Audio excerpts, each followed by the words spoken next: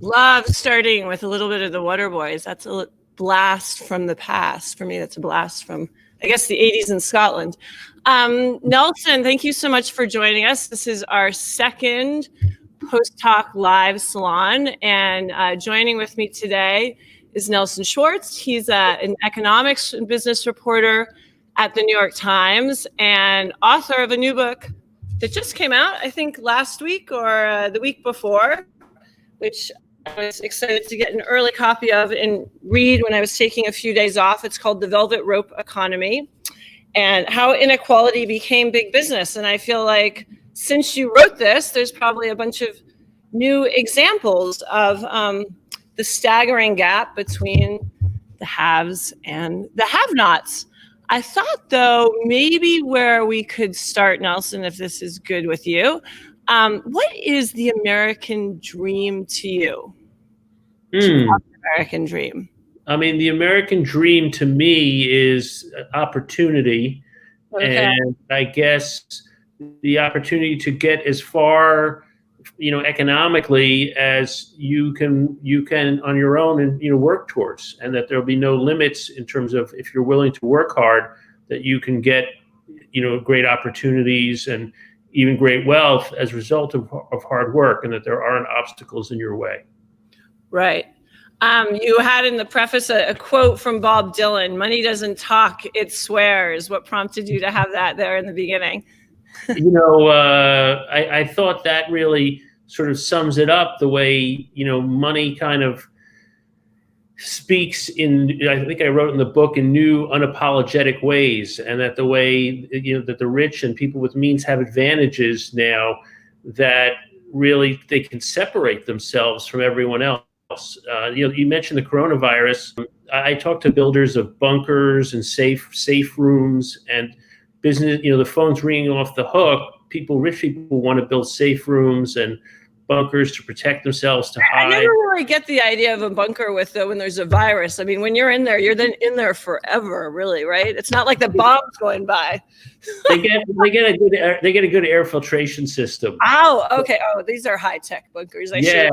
And it just, I don't know that they really are safer, but it spoke to me about the way the rich want to withdraw from society, and that really spoke to me. And I think I saw that in so many sectors. Just basically, if you have means, you can skip the line, jump the line, what have you. You can isolate. Yeah, in a way that you couldn't. Take a step back and describe, what is the velvet rope economy? It's sort of a sexy term. You always want to be on the other side of the velvet rope. We all know what it feels like to be on the sidewalk as a woman, and you're in a tiny little dress shivering, Yeah. It was Studio 54 and, sort of popularized it.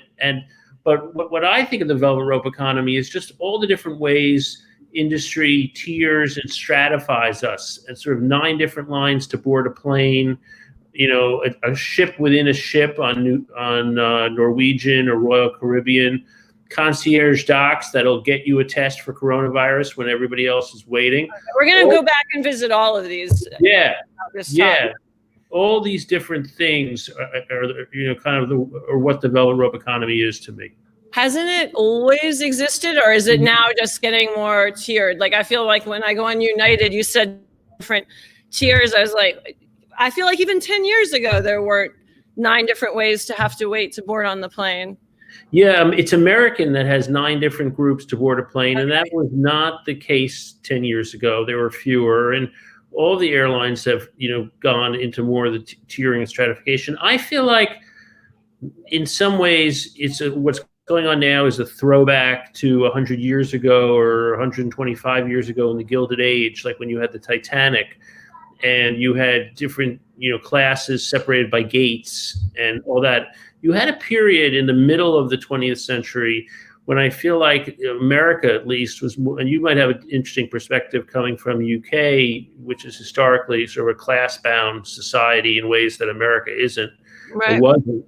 But there was a period in America where things were more egalitarian, or at least business was aiming for that big middle. And And then beginning in the 80s and 90s, beginning in the 80s, things got more stratified and tiered. I mean, I'm dating myself now, but in The Love Boat, if you watch that show, in the 70s on a cruise ship, people had different size rooms. Some people had a porthole, some didn't. But outside the room in the era in the 70s on a cruise ship, you mixed with everyone else, and you didn't have a separate dining room for suite guests. Well, you could meet your Prince Charming if you were, not from such a fancy, well-off family. Well, you mixed, and in the common areas, you mixed. Now you have a ship within a ship. You have restaurants for suite guests only, and that seemed to be a metaphor for what's going on in our society.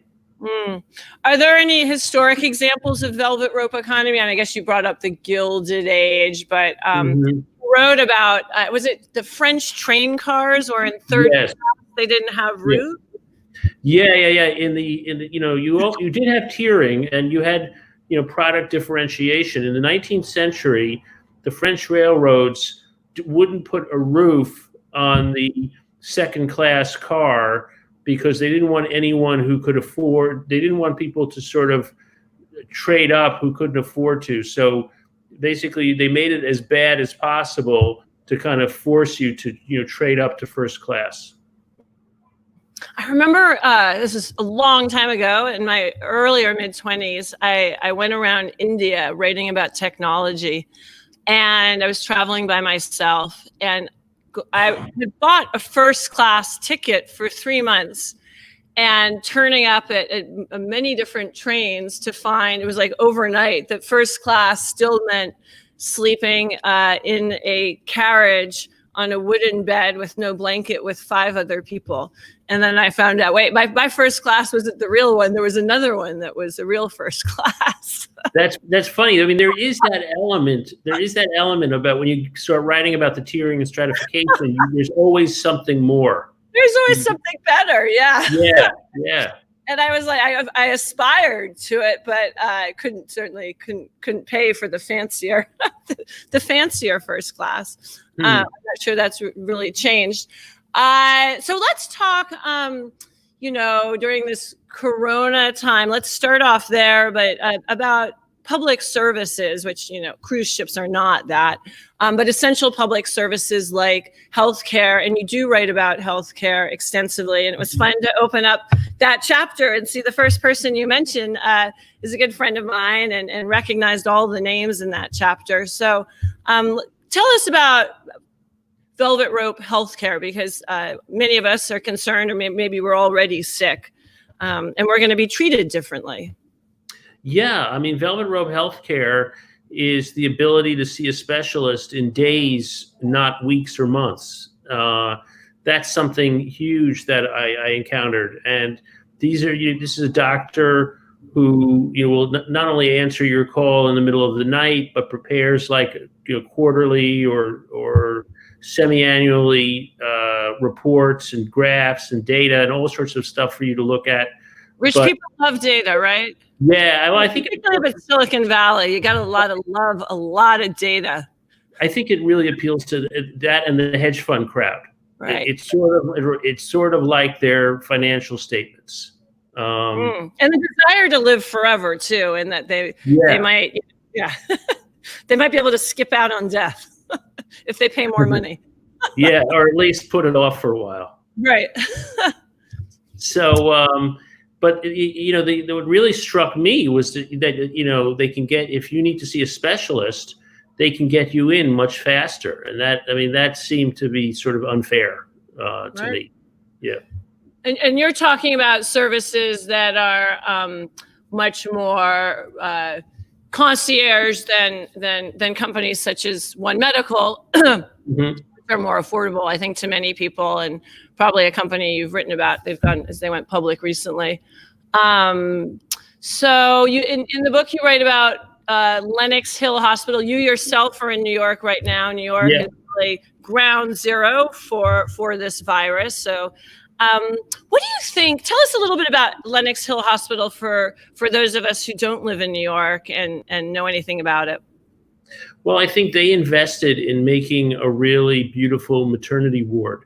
and, with nice sheets and, nice furniture, and just not your, utilitarian hospital room. And Beyonce gave birth there, and they've been able to attract a crowd of, very well-heeled moms. And I think there are a lot of people who want, like, not just the experience of giving birth, but wanted to have it in a luxury product kind of way. And it costs more, presumably. Is it membership based, or? That's more per night, but part of it. How much is it per night? I think it's several thousand per night. Okay, you want to have a quick labor. Yes. Get in and out with no complications. Yeah. Okay. So people want a luxury experience, there's a lot of competition for those well-heeled moms among the hospitals. So other hospitals are sort of creating high-end maternity wards. Yeah. What are the extra services for the partners? I don't know about for the partners, but for the moms, you can get your hair done, you can get nails, you can get all that kind of stuff. The photographers are there when you get out. Exactly. How is that going to play out? Cuomo demanded the other day, perhaps 2 days ago, that the hospitals in New York increase their capacity by at least 50%. Do you see these fancy pants hospitals having to be a part of this? Well, I mean, they're great hospitals with tremendous capacity. I think they'll, basically all non-essential surgeries have stopped, and they're only, kind of getting ready for critical care and coronavirus. On the other hand, people are still giving birth, so you can't stop people from delivering. So I'm feeling this, like a lot of elements of the Velvet Rope economy, they will survive coronavirus. Probably. There's a good chance that a lot of those deliveries in Lenox Hill Hospital is a scheduled delivery in advance on a specific date. They might be changing those dates now. Yeah, though if people are going to give birth, they're going to give birth. They're going to give birth. Yeah. So, you chatted with some doctors in your book. And what's the feeling amongst doctors who are providing these services? Do they feel badly? What do they think of the services they're providing? I think it's a mixture of, some of them feel a little bit guilty, a little bit defensive, but at the same time, they feel like they're supplying like a basic human need, like they're supplying care to people who can pay. And, some of the doctors I talk to who work in concierge practices feels like it's given them their life back. Like, okay. So, yeah. They're seeing fewer patients. They can spend more time with those patients. They don't have to worry about dealing with the insurance companies as much. And, I think they feel a little guilty because they're sort of taking care of, the worried well-off. But at the same time, it beats having to, see patients in 15-minute blocks from, 7:30 a.m. to 5 p.m. Yeah, and they feel like they can really develop a relationship with the doctor. Mm-hmm. And certainly for doctors, that I know that are in that space, so much comes. You learn so much from your patients when they actually start talking to you. We did a salon. This is reminding me, and I don't think he's not a concierge doctor, but we did a salon last year, and he comes often. In fact, he might have come to the salon you were at. He was there. Sandeep Jauhar. He is a cardiologist, runs cardiology out in Long Island. And I remember him saying when I was interviewing him during the salon that you learn so much about your patients when they just talk to you and you have the time to talk to them. As they're saying that they're stressed, you realize why they're having heart problems, or if they're breaking up with their girlfriend or their husband just died, like you put two and two together. So I suppose that's on the plus side. Do you think that there's a need for the Velvet Rope economy in healthcare simply because we're just so sick in America? Is there I don't think we're just so sick. I think we're just so rich. Okay. It's not a huge drag on this public system that we have, and we could maybe do a better job of looking after ourselves collectively. No, I mean, I don't think it takes that much away from, I think there's other problems in terms of the public healthcare system, which I write about in the sort of the latter half of the book, in terms of Medicare and Medicaid reimbursement and sort of public hospitals shutting down. I think where the only place where the issue would be is when you're talking about the wait times to see specialists. And 45 days, I think, was something you said. Boston was that right? For a heart? Yeah, good memory. In Boston, I read your book. yeah, you did. In Boston, you got a long wait, and and then other people jumping the line. I mean, it's maddening. It's one thing for people to be jumping the line at Disney. It's another thing for them to be jumping the line at a cardiologist's office. Yeah, I mean, I think that's why it stuck with me. It was like, can you imagine, like, you feel like your heart's about to give out and you have to wait an average of 45 days? That's in Boston, too, which wouldn't be as a reasonably well-off city. It's not in, some podunk little town. So over the last couple of weeks, any unexpected areas where Velvet Rope Economy has popped up? Helicopter rides to get out of town? I think, private jet services have been sort of marketing their wares. For people who want to get to Florida, who want to get to Nantucket, want to get to places like that. Now, there's pushback. The medical authorities in Nantucket are saying, don't come. Oh, okay. Yeah, the hospital folks are saying, don't come. We can't handle it because they don't want people coming from New York. And the governor of Florida is saying you have to quarantine yourself for 2 weeks if you're coming from New York. But private jet companies, and then the concierge doc. I talked to one concierge doc who didn't want to go on the record, but he was able to get virus swabs ahead of time. He had the foresight to buy a lot of them, and has been able to give tests out to patients who want tests, when it's been otherwise very, very hard to get a coronavirus test.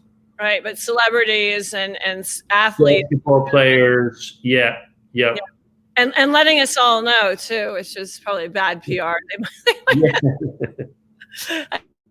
They might have not done that. And then areas where Velvet Rope Economy has gotten totally screwed over the last couple of weeks. Let me. I'm just trying to think. Well, basically, I write a lot about the Velvet Rope Economy in sort of in leisure, in terms of the amusement parks, in airlines, cruise ships. All of that's shut down. I mean, Disney. I mean, it closed. I mean, it's unprecedented. Yeah, and cruise ships. What do you think is going to happen on the cruise ship front? I happened to be in San Francisco when, now I can't remember the name of the cruise ship that was the Princess. Was the Royal Princess? Or? Yeah, exactly. As I was there, I was able to film it. It was such a moment in time. I was able to film it sitting out there in the ocean and then slowly cruising through under the Golden Gate Bridge. But what's going to happen to the cruise ship industry? I mean, I guess we had the same thing after the Titanic, but none of us remember what happened. I mean, what's hard is to know is how long this is going to last in terms of, people being infectious. I mean, and I think people are going to sort of start taking a chance, like with restaurants and all that. But it's one thing to say, I'm going to go out to dinner. I'll chance it in a restaurant, to say I'm going to go on a cruise. You've got to feel pretty darn confident that this thing is behind us before you go on a cruise. I think it's going to be a while. And it seems like a lot of people don't like the cruise industry. I noticed, in terms of federal government bailouts and aid for the cruise industry, there were a lot of people like writing comments like, let them go, who needs them? There's a lot of, there seems like there's a lot of antipathy towards the cruise industry out there. So, are there a lot of lobbyists around the cruise industry? There must be. Sure. Oh, yeah. They're going to be a lot more right now, right? Yeah. Well, Trump said he talked to Mickey Arison from Carnival. So, they're definitely well connected. I mean, they employ a lot of hardworking people who, working on board ships. So, who are totally out of luck right now. Yeah. For those who have just joined us, I'm speaking to Nelson Schwartz, who is an author, This is his new book, The Velvet Rope Economy, How Inequality Became Big Business. Oops, there we go. And he's a business and economics reporter with the New York Times. I bet there's a lot of people who are watching and will be watching this in the future and who haven't been on a cruise. Can you give us a little bit of a glimpse what a big cruise ship looks like nowadays? I only ever see it from the outside when I'm running up the west side in New York. Just the yeah. Well, I toured cruise ships. I didn't take a cruise, but I toured cruise ships several times as part of the reporting. Yeah. I mean, they're like cities. Yeah. And you know, they have stuff for the whole family, you know, like playrooms and gyms and swimming pools and different restaurants. In terms of the Velvet Rope economy, one thing that fascinated me was on Royal Caribbean, you have two restaurants. You have the Windjammer and the Coastal Kitchen. They're right next door to each other. Okay. The only thing is Coastal Kitchen has frosted glass windows, and it's only for suite guests. And to get to Windjammer, you have to walk by those frosted glass windows and where you can't go. And, you know, part of that is intentional. They say you walk by, you see where you can't go, and you sort of make a mental note, you know, next time I'm going to go in a suite. And, you know, just that kind of sort of using the velvet rope, using envy to kind of, you know, lure people into making, you know, upgrades and stuff like that really struck me as pretty fascinating. And, you know, the Coastal Kitchen balance, right? I mean, you can't give too much to one and not the other. Take away from one and give to the other. Right. And, you know, but, you know, inside Coastal Kitchen, it's quiet. There's white tablecloths. You know, there's you know, space. It's in Windjammer, it's hectic. There's chafing dishes and trays, and just that sort of privilege right next door to sort of mass consumer behavior really, again, struck me as a sort of a metaphor for our society. But those who are, they still do need to have a good time, right? Otherwise, you don't want to have your customers really upset and never coming back. I mean, you need to make sure that they're enjoying themselves. Well, what they told me is you kind of have to learn how to manage the envy factor. And so basically it's okay to have two restaurants next door to each other. That doesn't get people pissed off. What gets people pissed off is when you have different sections within the same restaurant. So if you could see people getting better service, like if part of the restaurant, those tables were, you know, the waiters were going to first, that makes people mad. They don't do that. Okay. Airlines. Yeah, they do that. And there's even a study showing air rage is linked to the, you know, when you have business class adjacent to coach, and it's more likely to result in situations of air rage. And you just saw a few weeks ago, there was that controversy about, you know, when you move your seat back, do you have to let the person behind you know or I don't know anything about this. Tell me. Oh, there was a big thing on the web where a woman, sort of pushed her seat back, and the guy started kicking, and then she started videotaping it. And there was a big thing on the web is when you recline your seat, do you have to say to the person behind you, I'm going to lower my seat back or not? And oh wow. Yeah. Some people feel like you got to give fair warning. Others feel like you don't. I see. Huh.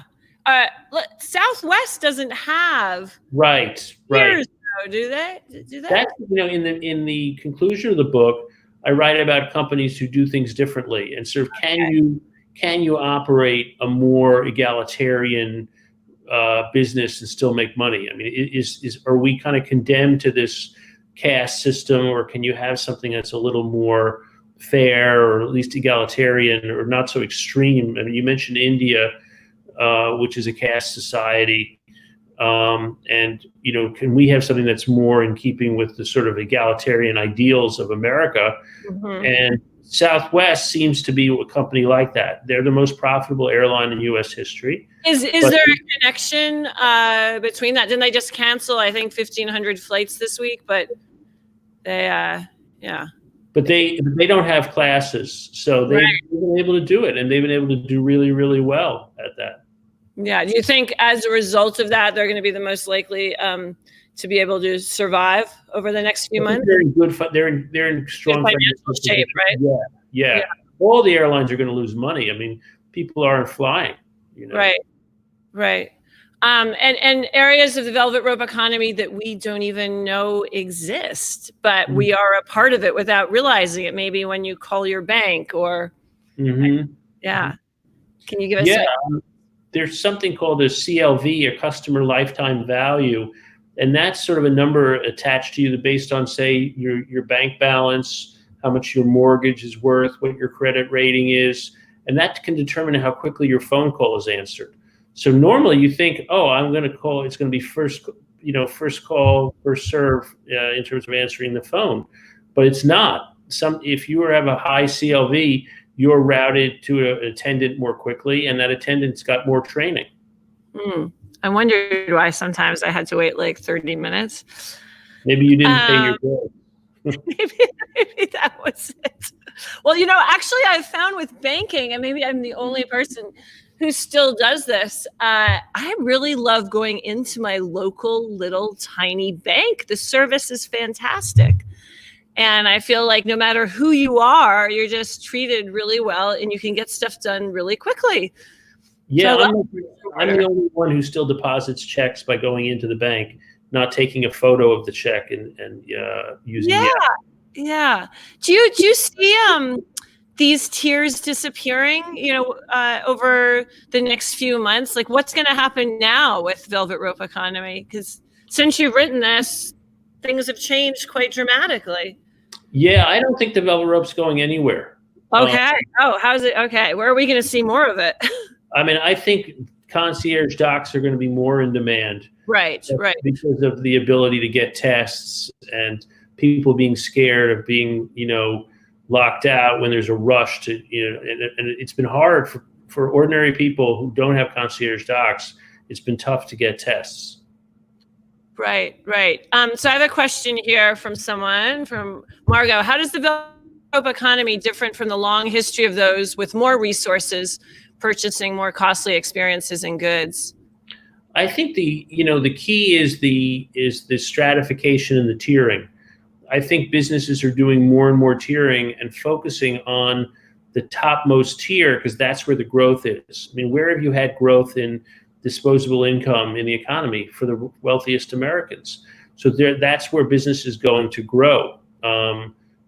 Businesses are like Willie Sutton with the bank; they go where the money is. I think technology, like we were just talking about CLVs, technology and big data enables businesses to pinpoint people with money more easily, and that makes the tiering even more efficient. So that's how I think it's different from the past. They didn't have the resources to do that kind of tiering so efficiently.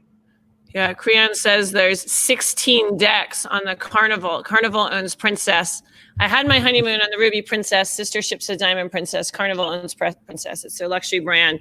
1,200 staff, 3,000 passengers, and 16 decks.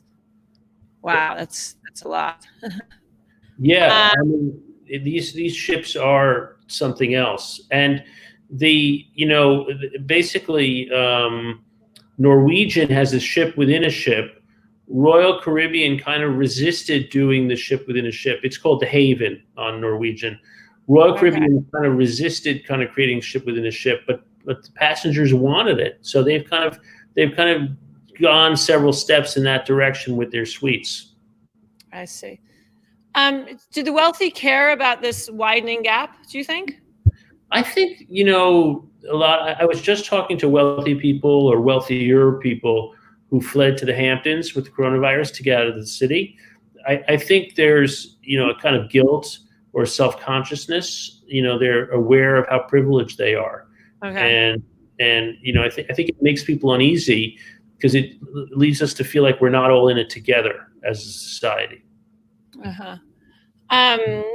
What else? What's your favorite Velvet Rope Economy good deal? I have one that doesn't cost much. I don't know about if it's a good deal, but the private suite at LAX is so much more pleasant a way to take. Yeah, but it's really expensive. Yeah, it's not a good deal, but it's very effective.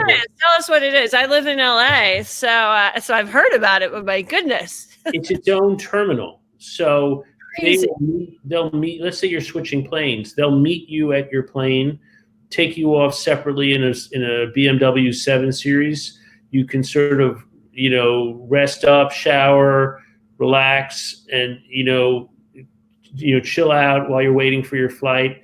And you don't have to deal with the main terminal at all. You have a separate exit from the airport, so you don't have to deal with that traffic, and that there's that kind of U-shaped traffic thing that you have to fight your way through, and you bypass that. Yeah, it's not nice. Unaffordable for many, but maybe not in LA. Great for the super wealthy and the celebrities. My favorite, I don't know if this counts as Velvet Rope Economy, but Hertz, or I suppose most rental cars have this, that you can pay like $70 to be part of their gold class or something.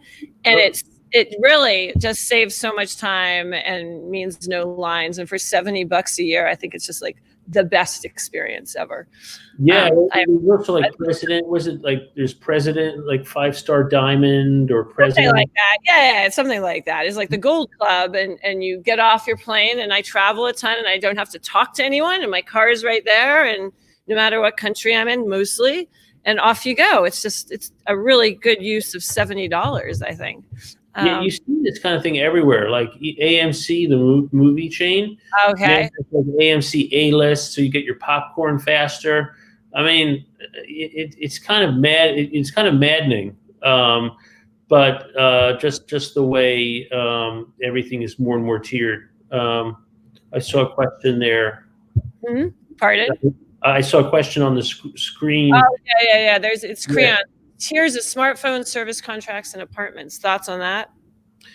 I mean, I guess you're seeing more and more tiers as you can, differentiate your products and do, again, using big data. It's easier and easier to separate customers out, and that's what they're doing. So we're gonna wrap up in a moment. You're in New York. Yes. How is that going there? Is there anything so what are we? We're on Hump Day. We're on Wednesday. What are you looking forward to over the rest of the week or this weekend?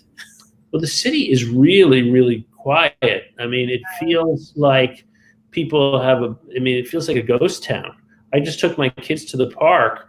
There was almost no one in the park. Nice, right? Yeah, but it feels weird. I mean, it feels like the Twilight Zone. New Yorker. But it's like the Twilight Zone. I mean, it's very, very strange. Yeah. So I was going to ask you this anyway, but you just said you were in the park. Have you had any nature notes? Maybe it'll be a little bit harder in Manhattan, but have you noticed nature moving in? I haven't in Manhattan. I noticed the daffodils were blooming.